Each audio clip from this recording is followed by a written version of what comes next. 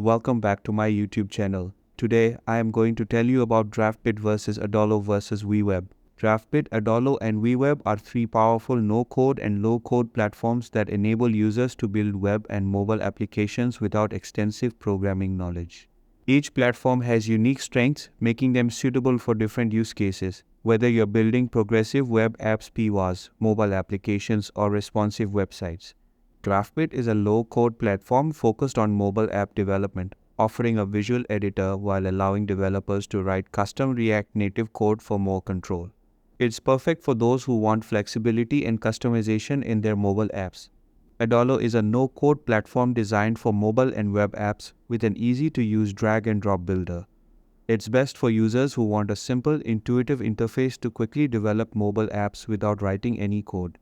WeWeb is a low-code front-end builder for web applications, allowing users to connect to external backends and APIs. It's ideal for those who need responsive, high-performance web apps with deep integration capabilities. I have created a comparison table for you. If you need a powerful low-code mobile app builder that allows for deep customization with React Native, Draftbit is the best option. It's ideal for developers who want a balance between visual design and custom coding flexibility. If you want a simple, fully no-code solution for building mobile and web apps quickly, Adalo is the best choice. It's great for beginners or non-technical users who need an easy drag-and-drop builder for launching apps. However, if you need a low-code front-end builder that integrates seamlessly with backends, APIs, and databases, WeWeb is the best fit. It's perfect for developers who want to build highly customizable and scalable web apps.